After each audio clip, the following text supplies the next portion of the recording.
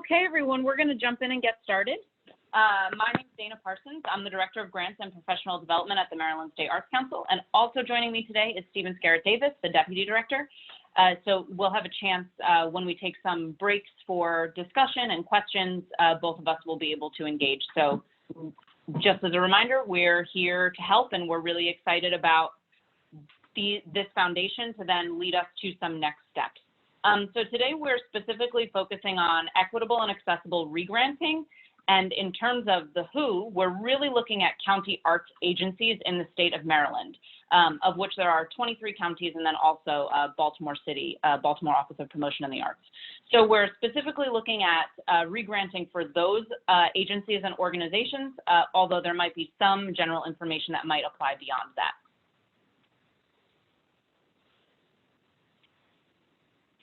Just a couple of things about the platform that we're working on in Zoom. We'll be using a chat box, which you can find here according to this screenshot. So we'll only be looking at the chat box visually during our breaking periods. So when that comes up on the screen, you can feel free to engage by unmuting your device and speaking with us, or you can use the chat box if you have a question, and that's where you'll find that located. If you need to leave the webinar for any reason, the leave meeting is in that bottom right-hand corner of your screen, as noted here. And if you're having a problem with audio and you'd like to talk, but you are having trouble joining, you can try clicking the Join Audio button, which is on the left-hand side, and you can either test audio with your computer, or you can choose to join by phone. That's an option as well. You can also change the view of your screen depending upon how you would like to see it by clicking View Options here. Great. So our information today is coming from a couple of different places, mostly resources provided by the National Association of State Arts Agencies in conjunction with alignment of best practices with National Endowment for the Arts. As you know, the Maryland State Arts Council went through a huge reflection, analysis, and implementation in alignment with our strategic plan of equitable granting. It was a huge giant that we really needed to address in the last kind of 30 years. And in the last 2 to 3 years, our work has really been focused on the process from start to finish of overhauling programs in order to increase equity, accessibility, and transparency. So as we're moving through these steps, we're not only relying on these national resources, but we're relying on our own experience, and we're encouraging you to connect with us if you feel like you're ready to take the dive in and begin to reflect here as well. Or if you're in the middle of this process and you need some help moving forward. So we're your partners in this, and we're excited to work forward to that. So we're going to cover about 30 minutes of content today. And in the middle and at the end, we'll have some time for discussion, chatting, and questions. So we're going to start with a reflection, meaning, are we already granting equitably? What does it really mean? And how do I know that we're ready to take the dive into the deep end? Some starting points where you may want to start, and then moving into some best practices. So no matter where you are on the spectrum, we'll be able to kind of address maybe next steps today, and then we'll end with a question and answer. So in terms of this idea of reflection, where is your county arts agency right now? And how are you doing in terms of regranting or just granting in general? I would encourage two things. One, embrace what your county is doing. Each agency in this state has incredible depth and breadth of reach and programming, and are so unique based on its own region. You and your constituents are the expert of that county or city, if it's Baltimore City. And so we're relying on you to be the master of that. We certainly will never understand everything there is to learn about the uniqueness of every single region. So you're really the experts of that. So embracing those things that you already know and the deep knowledge that you have about your area, and then using that as a starting point for reflection. Two other things to keep in mind here are capacity, which is huge. Do you have the capacity to do the things that you say you're going to do? And what does it mean realistically to slow down and begin to look at these things with a more realistic timeline than thinking we can do it all right now. So being honest about where you are in terms of capacity and what that means in terms of moving forward. Also, this journey of equitable regranting requires a huge commitment to learning. The process of improving in this realm will never be complete. It will never be over.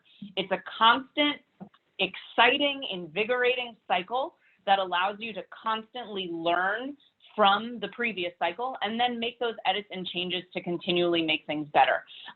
So kind of, again, embracing that commitment to learning in moving forward as you're reflecting upon where your agency is right now. Again, and I touched on this just a bit, we are your best friends, and we're very excited to partner with you, to advocate with you in terms of jumping into this process, no matter where you feel like you are on the timeline. We love hearing from you. We love helping you in this process, and we want to know more about what you're doing in terms of equitable grant making. Another resource is Joe at the Montgomery County Arts Council, and he's a really fantastic resource. They've also been through a similar process, and he has so wonderfully volunteered also to be a contact.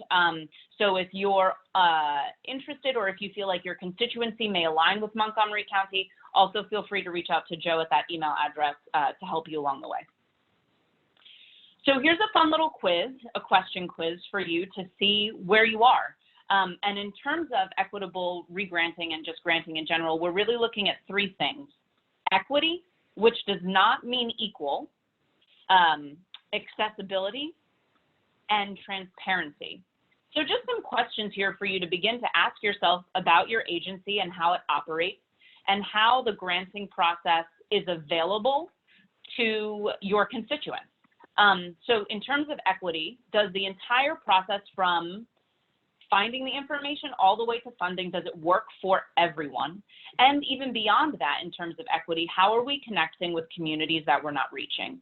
In terms of access, does everyone, really everyone in your constituency, have access to the information, not only the information, but the funding as well? And we'll address what those kind of specific parts are in breaking down the information and the funding. And what kind of oversees all of this is, are we being transparent? Are we clear? There's no misconception around the way of operations or the way that we're distributing these funds? Are we honest, and are we forthcoming? Not only about the process, but about the why behind it, so that when we're beginning to engage with constituents or continuing to, we're able to express everything with transparency. So take that quiz for yourself, take a minute to think about it, and maybe you feel really great about where everything is right now and there's a couple of tweaks you need to do, or maybe everything can get, overhauled. So it's an exciting process no matter where you feel like you are. So some starting points, and then after the slide, we'll take a minute to engage in conversation to hear about where you are and where you think you'd like to go. It's easy to begin the process internally without involving anyone in the constituency or in your region or community. Because if whether you're a small staff or a large staff, it's a familiar place and it's a familiar environment, and it's easy to sit down, rework things, and move them forward. We're asking and encouraging to go more.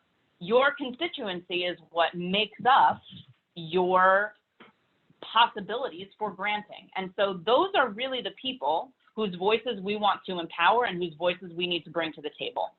So listening sessions are exactly what they sound like, and I'm sure all of you have participated in them at one point or another.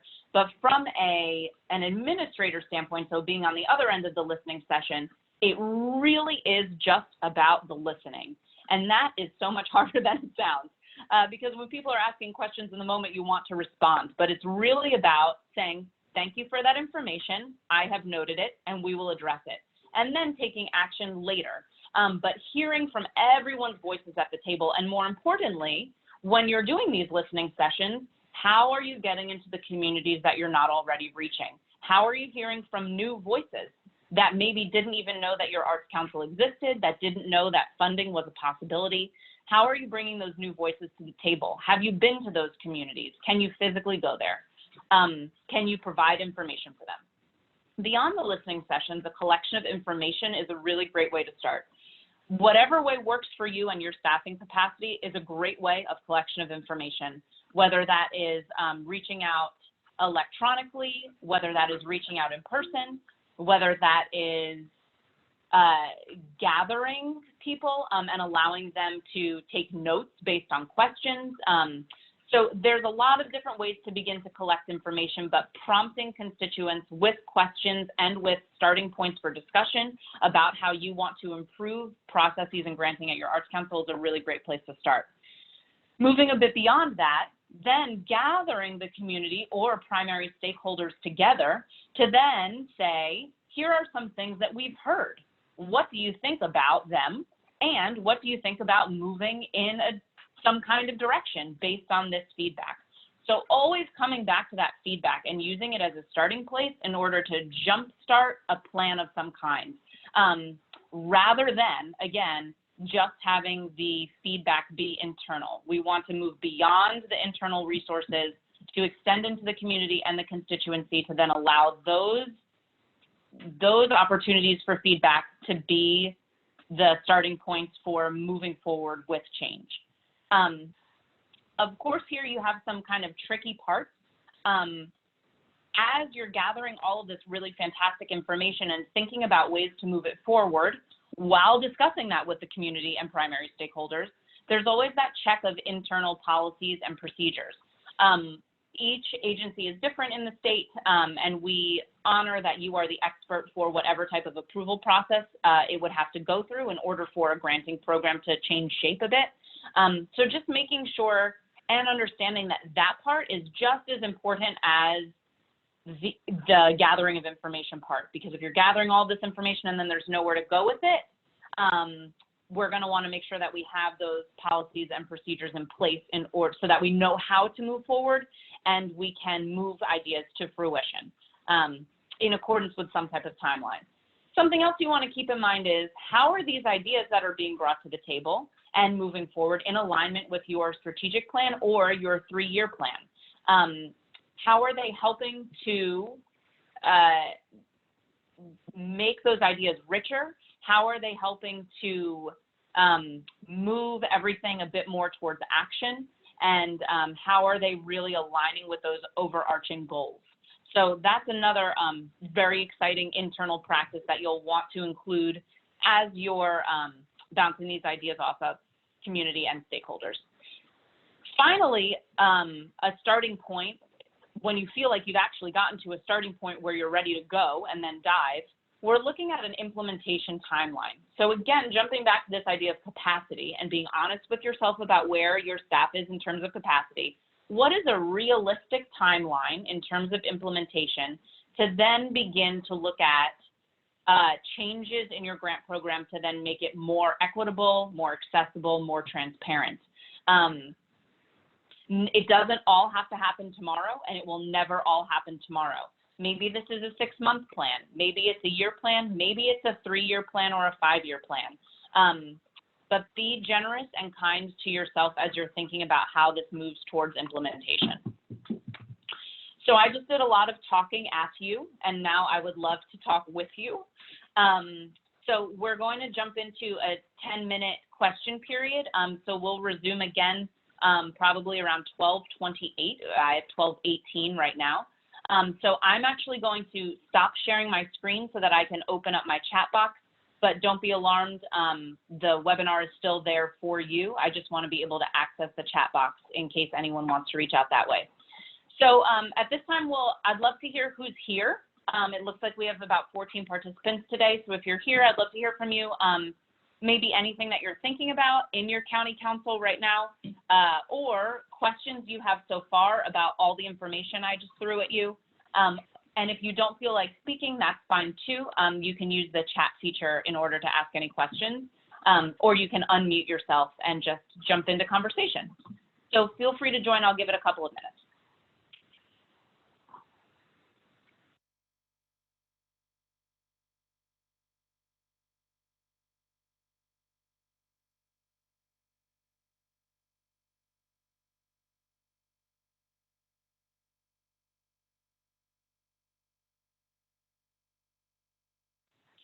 So Jessica's asking that these ideas are culminated primarily from two resources, NASA and who else? So yes, there's a really, the National Endowment for the Arts. And as you know, NEA and NASA work hand in hand. There's a really great piece of reading material called Retool, Equity in the Panel Process, which I would highly recommend. I'm not sure if it's up on our website right now, but I can definitely make sure that it's shared with you after this webinar. And so that's one of the recommended reading tools from NASA, and it really talks about and addresses action items for equity in the panel process. And we'll move into that a bit during best practices, which is the next kind of 10 minutes we have in the webinar together. So yes, coming from NASA, NEA, and Maryland State Arts Council based on our experiences. Thanks, Jessica.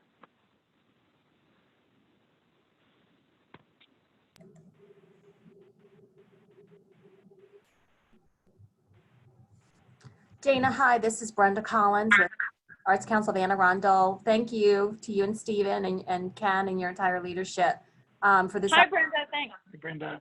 Yeah, thank you for the great work that you're doing. This is so timely. We're in the middle of drafting a new strategic plan. My question is regarding the listening sessions. I just looked at your strategic plan for the for MSAC, and would you recommend that we as staff members run those listening sessions, or should we out? Is that okay to do that?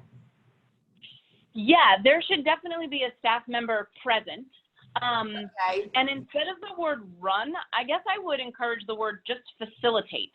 Okay. So it's about being present, and so that the constituents can see that you're listening and that you are interested in what they are saying, Right. and kind of providing prompts for how you want the information to be gathered. Okay. So because otherwise, without those prompts by the facilitator or that staff member, it could kind of go all over the place because people have a lot to say about many things.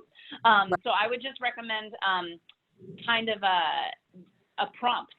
So whether it's whether you're looking at a document that already exists, whether it's a couple of questions, just to guide the conversation rather than respond to the conversation. Okay, and we were But yes, like libraries might be a good starting point in some of our communities. I mean, because they're public and it's just easy for people to come. You know, we'll need a total redraft. But what do you think about that as in terms of venues? I mean, places to hold these types of meetings. Is that like libraries? Are you partial? Yeah, Brenda, so as an example, in Somerset County, we worked with them to put together a countywide visioning session and listening session at a public library. And those are great venues. They tend to be neutral spaces where people feel comfortable coming. So that's always a great starting point. Okay. In a county the size of Anne Arundel County, you might want to think about multiple locations, and of course, library branches are great places. Right. Okay. Thank you for the feedback. Thank you both. Thanks, Brenda. Sure.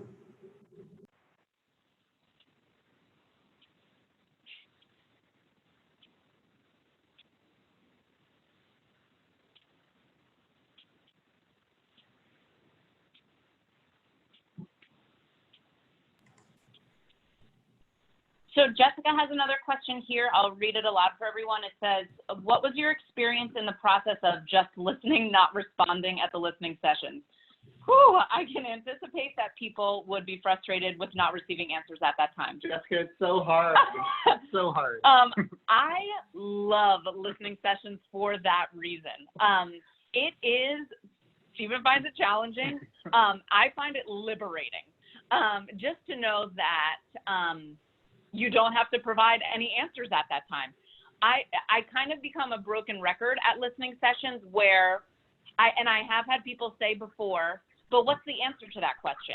And I will repeat this to remind you, this is a listening session. We're not solving problems in the here and now. Your question means to me that there needs to be clarity around X, Y, Z. and I take that feedback and then I move on. And that clarification, setting the intention from the beginning of a meeting that this is a listening session, this is not a information session. That for me, that's been key in getting more comfortable with listening sessions. And then, of course, going back to what Dana just said, reminding people of the intent of the session as you go. It is easy to slip into a pattern of answering the questions, especially if you already have something in place that is the answer. But the purpose is to gather information about what more you could be doing. So we don't want to answer it with what we have now. We want to take the question, envision something great for the future, and then come back with that vision. It is a new format for many people. Ultimately, I think they're excited about having their voices heard, and they've never been listened to in this way where it's not a conversation. It is simply just hearing them and hearing them passionately and empathetically. So ultimately, again, another broken record piece there would be your voice is the voice being honored here tonight. And so we want to honor your voice. So I'm not going to include mine. Our job is to take it back to the office and see how we can move this question forward. Thank you for your voice, and kind of taking that and going with it. It is challenging and there is a learning curve, but you're going to be great. I can tell already.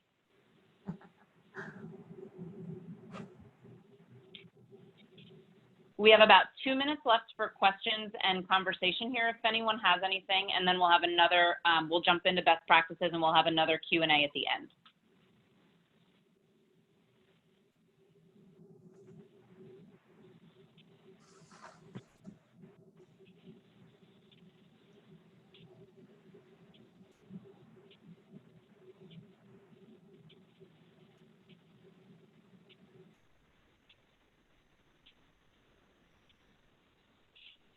Okay, so if everyone's good, I'm going to jump into the best practices. We have about 4 slides kind of to look through in terms of best practices. So this is now when you are a little bit farther down in the process and you're ready to jump into your implementation timeline. What are things that you want to be thinking about? So I'm going to reshare my screen here so I can no longer see the chat box. So hang on to those questions for the end in case you have any questions. So looking now at kind of the first step in this process of granting, providing information. In terms of your granting program and its outline or its guidelines, whatever your agency calls it, what are the expectations? Being clear, being transparent, being upfront about what those expectations are so that there's no mystery. Stephen talked a little bit earlier about a library feeling like a comfortable space and a safe space, and we want people to feel that way when they're reading about our programs as well. So making sure that those expectations are listed, there's no mystery around it, and it's available. In terms of how the application is then evaluated, being upfront about that as well. What does the rubric look like for the application? How is the application being evaluated? A tiny practice that we've put into place that has gotten incredible feedback is underneath the narrative question, placing the response, not an example of a response, but placing the rubric response for what would be considered excellent or outstanding. So they're reading the question, and then immediately after the question, they're looking at what would be considered an excellent or outstanding response. So just being upfront and transparent about the evaluation. Similarly about the application, what will applicants need to prepare? How can we be as transparent as possible about the application and the process so that there's no surprises when the applicant goes to complete it?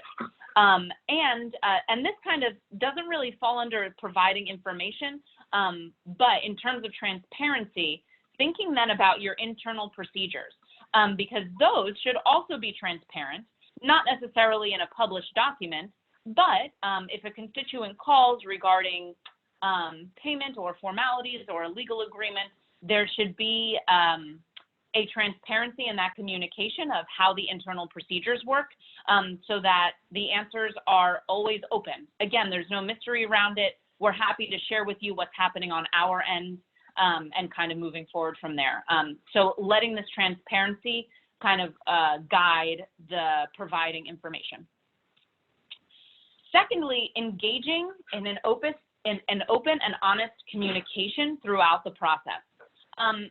And so this happens in a couple of ways. And so equity really takes a dive here. Not only are we providing resources for assistance, so are we helping everyone in order to complete the application? Do they know that we're here? Do they know that we're fun to talk to? Do they know that we're not evaluating the applications ourselves? So we're really interested in being their partner and collaborating with them. And in terms of equity, are we then proactively connecting with constituents? So are we seeking connections to those that we're not currently serving? It's easy to say that our programs are reaching everyone because the information is there and the information is available to everyone. But that's not the same as being proactive in providing the information. So if a constituent says, oh, well, I've never heard that funding was available through the council, we can easily say that the information's on our website and you could have accessed it at any time. But instead, we're asking to go further in terms of equity. How do we provide this information and provide these funding opportunities for those constituents? How do we reach beyond and make the information available to them proactively, so from an equity standpoint? And alongside that, how are we providing the information? Is it only in one place? Are there diverse platforms? Maybe social media isn't the way to reach everyone. Maybe website isn't the way to reach everyone. Maybe flyers in a coffee shop isn't the way to reach everyone. So how do we begin to think about a multitude of diverse platforms? Now we look at equity in the panel process. How do we bring equity to this process? So if we're not evaluating and we are looking to engage, work with a panel of constituents or occasionally a panel of experts, how do we even begin to go about that? And this was the document that I brought up with Jessica, that document retool that I'll make sure I share with you when the webinar is over. So, and it's a really great place, and so they kind of hammer out these 4 ideas. How do we move forward with increasing our panelist pool? Increasing people who are selected as panelists. What are the requirements to be a panelist? And how do we begin to expand that to involve communities we're not reaching and the larger constituency of the region that we're serving? From there, this applicant pool of panelists comes in. How do we select who these panelists will be? Thinking about, kind of asking ourselves questions along the way. Is there a diverse offering of geographic location? Is there a diverse offering of experience? Are we seeing artists? Are we seeing administrators? Are we seeing different ages? Are we seeing different races? Are we seeing different cultures? How are we selecting the panelists and what's our criteria to do so based on this huge net that we've thrown around to collect the panelist pool of applicants? From there, looking at panelist training, how do we provide the training necessary to these external, sometimes volunteers, sometimes a modest stipend, panelists who are then diving into this evaluation process? How do we make this training comprehensive in terms of transparency, equity, and evaluation in the most objective way possible? How do we allow them? Are they going through bias training? Are they being asked to be vulnerable in the process? What does the training look like, and how does it exist for your program? Understanding that each program for each county agency is different. And then finally, looking at how was the panel experience and allowing them to reflect, and then allowing you and your staff's experience to also be a part of the reflection. So that way, again, that commitment to learning, we're taking experiences away from that panel process, and then we're bringing it back in terms of the cycle so that when we repeat the panel process, we have new information to use in order to increase the equity that surrounds it. And finally, and this really hits home with access, we want to be proactive in sharing feedback with applicants. So if they are being denied from an application in any way, we want to make sure that they know that feedback is available to them. We want to use it as a professional development tool. So that way they can use that experience and that feedback as a starting point when they're beginning to work towards their next application. We want to encourage them to apply again. We want to use that as a way to begin that relationship, maybe with someone who never had access previously. But opening this door of feedback increases the access so that they're able to connect back again with your agency, connect back again to the application. In an ideal world where we all had 75 staff members, we would be able to share feedback proactively to anyone who was denied funding. We understand that may not be realistic, but kind of finding the balance about what works for you and your capacity. And again, tying it back to the criteria. So this is looking like a resource that's going to then help them with technical assistance. The feedback itself functions as a tool for professional development so that they're able to use their feedback in connection to the criteria to then revisit that experience of application. And if needed, providing additional resources. What could some professional development for them look like? Can you point them to another county agency or the Maryland State Arts Council or the Mid-Atlantic Arts Foundation who may offer a grant in a way that you could not? Is there somewhere else that you can point them? So that relationship never ends and that access continues. So I again gave you a very lengthy monologue, and I'd like to engage in any type of conversation you have. I understand too that so many of us, this is information for very far in the future. And that is awesome, and that is great, even that you're just beginning to think about it. So before I jump out of the screen, and we enter into a final Q&A, I just want to provide our emails for you. So here is my email and Stephen's email. Again, we want to help you through this process. We want to hear about where you think you are in terms of equitable regranting, and we want to take the quiz with you so that we can together be honest in our reflection and say, are you being transparent? Is your information really accessible? Are the questions in this application really accessible? We want to take that quiz together. Nothing excites me more, and I'd love to work through that process with you. And Stephen is also here for any and all of your needs. And also a reminder that Joe from the Arts and Humanities Council of Montgomery County has so generously offered to be a resource as well, as they've gone through the process of overhaul to create more equitable granting programs as well. So you can reach out to Joe, and he's available as a resource too. So again, I'm going to stop sharing my screen, but that doesn't mean we're going away. And I have the chat box open in case you have a question via chat, or feel free to unmute your device and you can jump into conversation with us. And we have about 10 minutes here.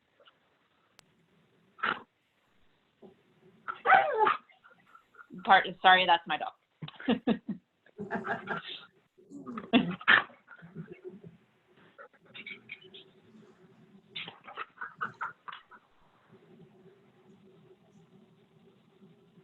And just so you know too, the webinar that we went through today and all of this information will be available on YouTube in a couple of days. Along with the voice transcription. So you'll have a transcript of it as well as you can listen to the audio if you'd like.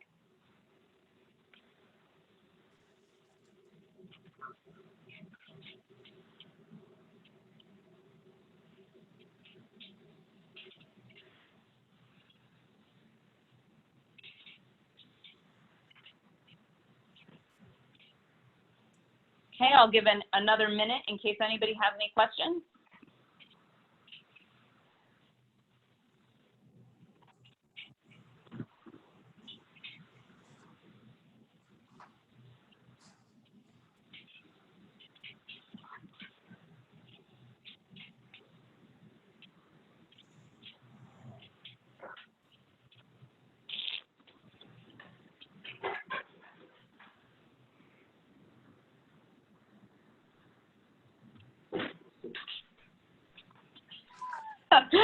So Jessica just asked the eternal question, as she so called it. How do we connect to those that we are not connected to? And what a loaded question. Yes, thank you. So it is, and Stephen, feel free to jump in. It is so uniquely dependent upon the region. I would say so. So we should, I'd love to have coffee over that question. So we should first plan to do that. And so I'll speak from our own experience. On a state level, thinking about our region as the entire state, our answer to that question is go there. So if there is a, for example, there are 2 organizations that we have been notified of in a section of Baltimore that have never received granting and felt like they already have these conceptions about state agencies and that there was no possibility for them to receive funding. So we were thankful for that connection. We reached out to those organizations. We scheduled meetings. We went to their community. We listened. We let them show us what was happening with their organization. And then we provided increased technical assistance. So we walked through the application process together with them. And as of last year, they're both for the first time receiving general operating funds. And we recognize this about our county presence as well. You know, how do we move to be present more in Somerset County? Because that's where we're missing more constituents. How do we move to be present more in Garrett County? Because that's where we're missing more participation of constituents. And so, again, being honest about your capacity and what is doable with your staff with a realistic implementation timeline, knowing that physically going into the communities and meeting the people of the communities that you're not serving and connecting to could take a decent amount of time, and being generous with yourself in that process. But just beginning that relationship by going there. Anything to add? Well, just speaking from experience, that going there starts to change people's perception of your agency.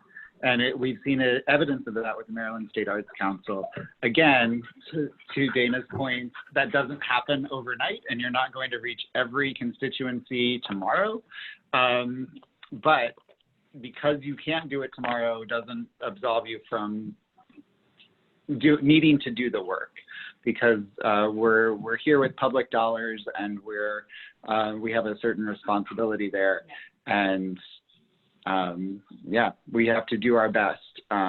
Obviously, understanding capacity, but we still need to engage in the work. And we find too in the listening sessions that ultimately people want funding, so they will show up. You know, and there is the added challenge of how do we get the word out so that we're going to even be there. And so again, I find that the best way to begin that is with presence, with starting with one constituent in a community, one independent artist, one organization, and going from there. But we should definitely have coffee about that, Jessica.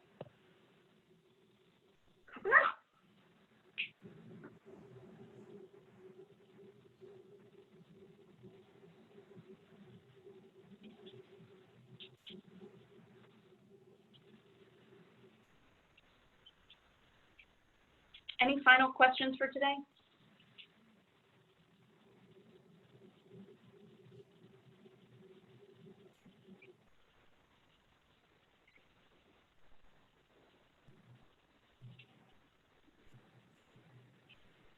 Okay. Dana, I have a question. Oh, go ahead. How active was the MSAC board in initiating these listening sessions? Like, what role did the board have in your strategic plan and the implementation? Because I have that question with our board. Like, how actively involved should they be in the process? I mean, should this be mostly a staff-driven process? Because, you know, our current structure, you know, in our current structure, we have a grants committee. And I know you've alluded to a lot of these panelists, you know, sort of designing panels from out in the community. And I mean, that'd be totally brand new for us. I mean, exciting on the one hand and challenging in another way? Like, how do you implement that? And sort of that's something that the grants committee has owned, and doing that transformation, that evolution, if you will. Yeah, so two kind of different responses. In terms of the board's involvement with the strategic plan, they were heavily involved. So we ended up hiring a consultant to work with us as we developed a new strategic plan.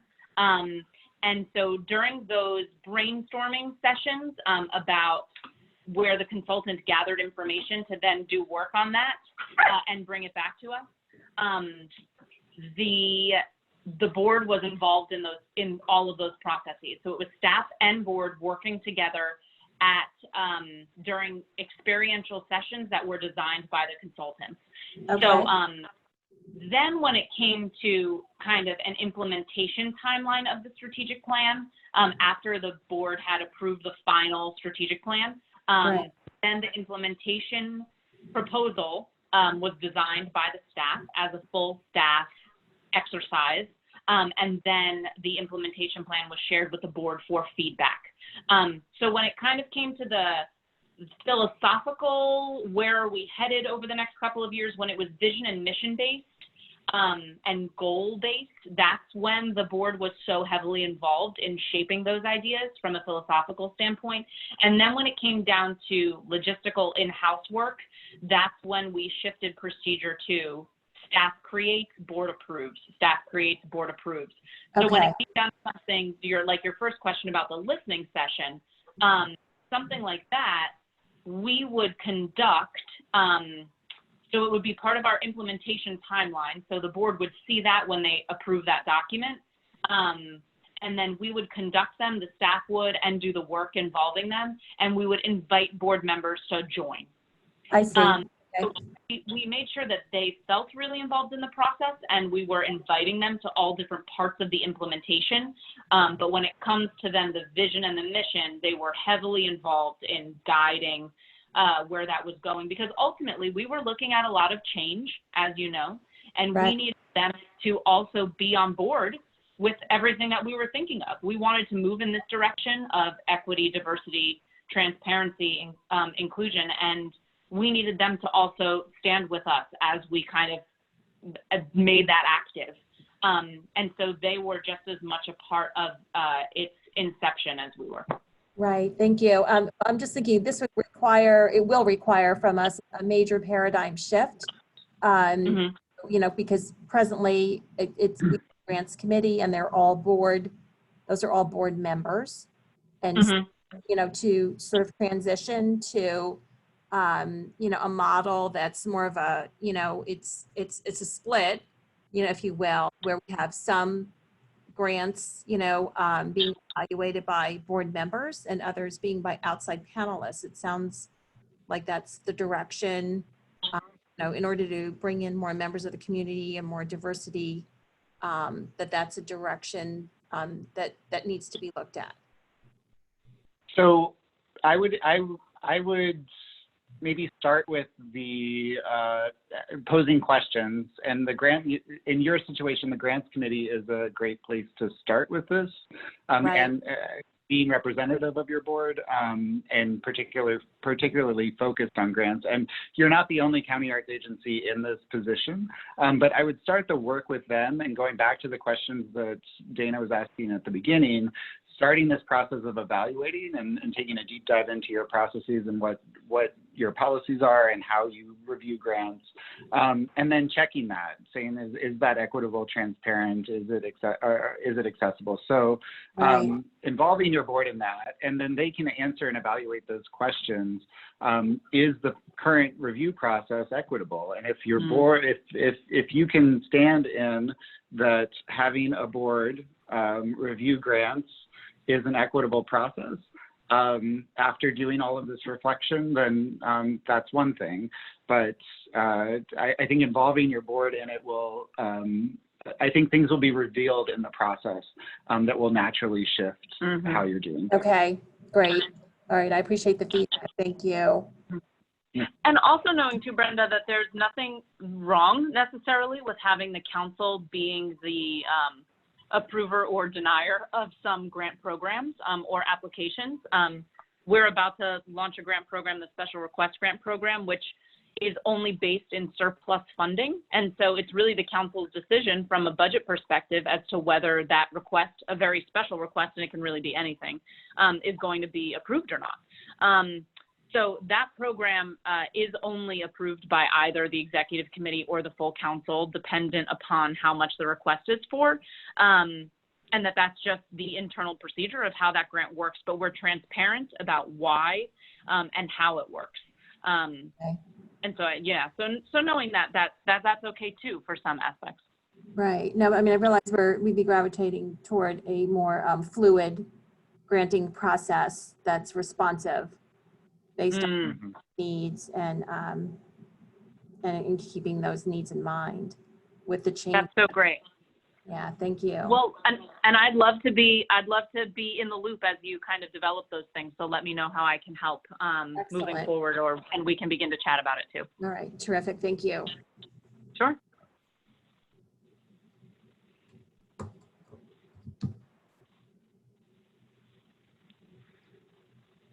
So I don't see any additional questions on the chat. I'll just give it one more minute in case anyone on the phone would like to jump in with a question.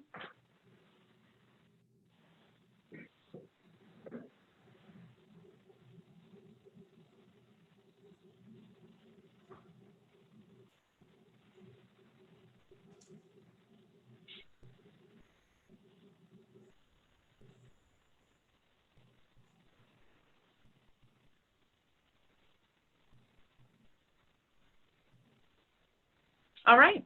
Well, please know again that Stephen and I are here. We love talking to you. It's the best part of our job. And we look forward to hearing about your journey down the process to making your granting processes more equitable. Thanks everyone for joining us today, and we will be in touch soon. Thank you. That's great. Thank you.